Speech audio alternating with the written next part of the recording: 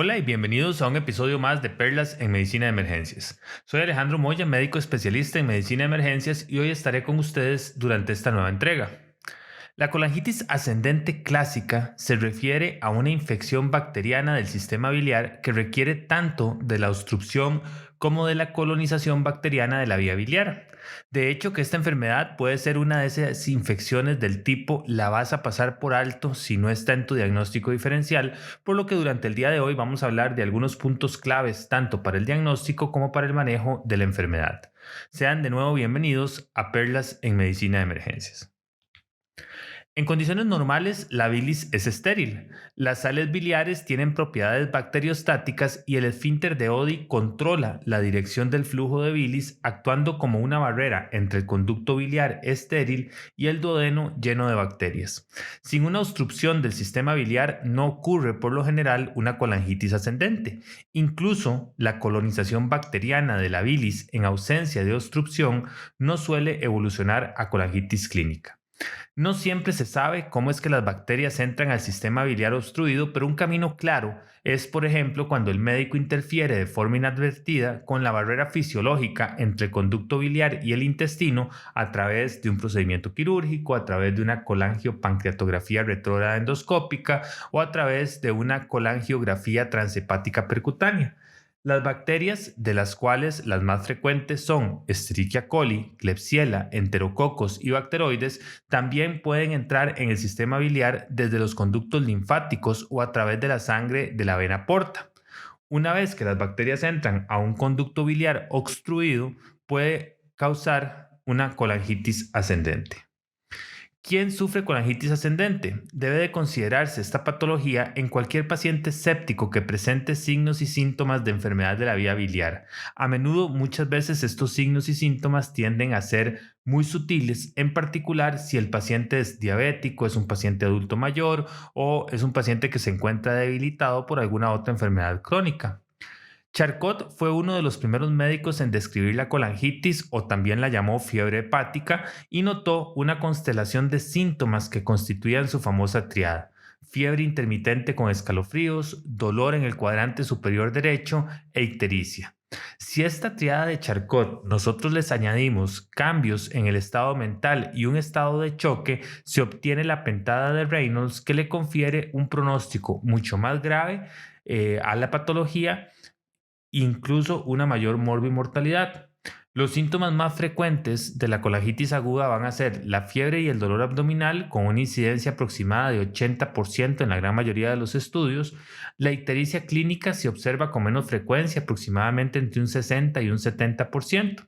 Por otro lado, las presentaciones graves, por ejemplo, aquellas que presentan alteración del estado de conciencia y estado de choque, por fortuna son mucho menos frecuentes y rondan aproximadamente entre el 5 y el 8%.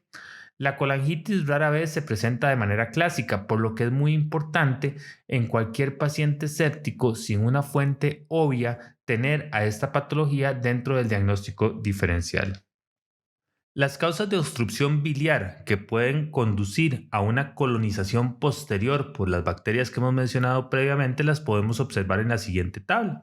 Una de las principales causas de obstrucción biliar van a ser los cálculos biliares. Es la causa más frecuente con la cual podemos nosotros tener asociada una colangitis aguda. Sin embargo, existen otras patologías como por ejemplo estenosis biliares malignas secundarias a cáncer pancreático, colangiocarcinoma, cáncer de vesícula biliar, tumor ampular. También tenemos aquellas estenosis biliares benignas como las que se presentan en los posoperatorios o relacionadas con pancreatitis aguda.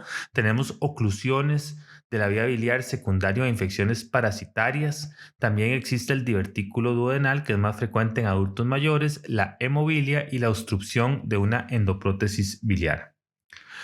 ¿Cómo realizamos el diagnóstico de colangitis aguda? Pues básicamente siguiendo los criterios de Tokio podemos encontrar que existen algunos parámetros que debemos de medir para determinar si existe o no existe un riesgo alto de presentar la enfermedad. Por ejemplo, tenemos algunos parámetros clínicos como la presencia de una patología biliar previamente establecida, La asociación de esta patología biliar previamente establecida con un cuadro agudo caracterizado por fiebre y escalofríos, la presencia de dolor abdominal en el cuadrante superior derecho, más la ictericia. Por otro lado, tenemos algunos otros parámetros de laboratorio, como por ejemplo la presencia de marcadores de inflamación, como un conteo elevado de leucocitos, una proteína C reactiva, elevación de las pruebas de función hepática y además hallazgos imagenológicos, como por ejemplo evidencia de dilatación de la vía aérea o algún otro fenómeno anormal que sugiera la presencia de alguna patología hepatobiliar.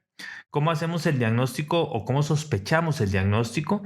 Bueno, cuando tenemos dos o más ítems de las características clínicas, es decir, si tenemos desórdenes biliares previos, fiebre, escalofríos, ictericia o dolor abdominal, podríamos sospechar la presencia del diagnóstico. Y el diagnóstico definitivo lo vamos a hacer si tenemos una triada de Charcot, es decir, fiebre, ictericia y dolor, o dos ítems de las características clínicas más ítems relacionados con los hallazgos de laboratorio y los hallazgos de imágenes. Una vez que ya hemos hecho el diagnóstico de la colangitis aguda, esta la vamos a poder dividir en 3 grados: grado 1, grado 2 o grado 3, siendo grado 1 aquella que no presenta ningún criterio de severidad de los cuales se mencionan en los pacientes que presentan colangitis aguda grado 2 o grado 3, siendo grado 2 aquella que presenta datos de inflamación con un conteo anormal de glóbulos blancos por arriba de 12.000 o por debajo de 4.000, la presencia de temperatura por arriba de 39 grados centígrados, una edad por arriba de 75 años o un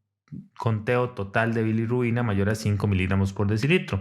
Y grado 3, pues van a ser todas aquellas colangitis agudas que asocien además lesión cardíaca, renal, neurológica, respiratoria, hepática o hematológica. Y a partir de ahí, pues sabemos que mientras más severo sea el grado en el cual nosotros encajemos a nuestro paciente, pues mayor mortalidad va a tener. Resulta importante mencionar que en los casos más graves, con frecuencia, son los más difíciles de detectar, ya que muchas veces el paciente está demasiado enfermo para ayudar al médico a localizar el sitio de infección, no solamente en brindarnos unos adecuados antecedentes, sino por otro lado también es difícil poder interrogar y explorar físicamente a un paciente con sospecha de esta patología. Muchas veces la exploración con el POCUS o el Point of Care Ultrasound a la cabecera del paciente puede ser de gran ayuda para darnos una idea de qué es lo que está ocurriendo con la vía biliar de este paciente, sobre todo si el paciente se encuentra séptico o presenta alteración del estado de conciencia. No debe olvidarse que los niños también pueden presentar colangitis ascendente, sobre todo aquellos niños que se han sometido a procedimientos como Y de Rux, como el procedimiento de Kasai para la atresia biliar, o aquellos pacientes que de una u otra manera han tenido alguna instrumentación sobre la vía biliar. Una vez que se sospecha colangitis, la tarea es diferenciarla de la colecistitis, ya que ambas pueden tener una presentación similar. Por lo general, la colangitis tiende a presentar niveles de bilirrubina mucho más elevados. Sin embargo, a la larga, la evidencia ultrasonográfica de un colédoco o un conducto biliar intrahepático dilatado suele ser necesario para distinguir entre colangitis y colecistitis.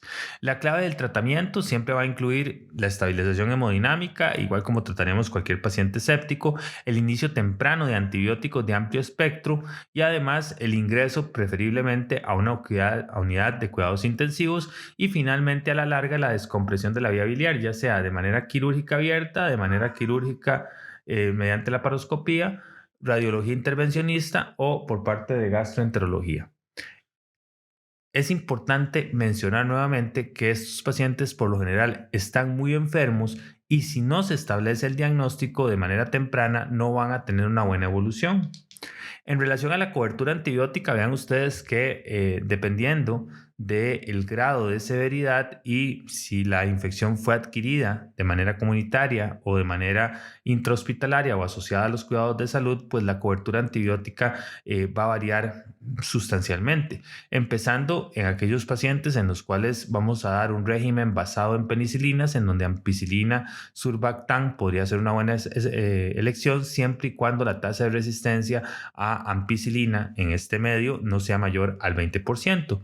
Sin embargo, también tenemos algunas terapias basadas en cefalosporinas, como por ejemplo el uso de cefotaxime o cefuroxime o ceftriaxona, más la combinación con metronidazol. Por otro lado, tenemos terapias basadas en carbapenémicos utilizando ertapenem o terapias basadas en fluoroquinolonas utilizando, por ejemplo, ciprofloxacina o levofloxacina más metronidazol. ¿De qué va a depender esto? Pues probablemente del comportamiento bacteriano de cada una de las unidades en donde nos encontremos y de la experiencia que se cuente en cada centro hospitalario.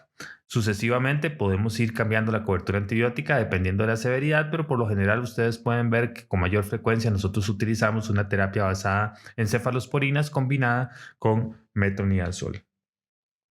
Para llevarse a casa es importante recordar que en cualquier paciente séptico sin otra fuente que explique el proceso infeccioso, la colangitis aguda debe de ser considerada dentro del diagnóstico diferencial. Piense siempre en los factores de riesgo que conducen a obstrucción de la vía biliar e incluya también la colangitis en el diagnóstico diferencial de aquellos niños sépticos que han tenido algún grado de instrumentación sobre la vía biliar. Para distinguir colangitis de colecistitis se debe buscar bilirrubina elevada y evidencia ultrasonográfica de dilatación del conducto biliar, lo cual nos va a orientar más a que se trate de una colangitis. Y por otra parte, la colangiopancreatografía retrógrada endoscópica puede ser la causa de la enfermedad, pero muchas veces también puede resultar en el método diagnóstico y tratamiento de elección para la cura de la misma. Muchas gracias por acompañarme en este nuevo episodio de Perlas en Medicina de Emergencias y nos vemos en una próxima entrega. Hasta la próxima.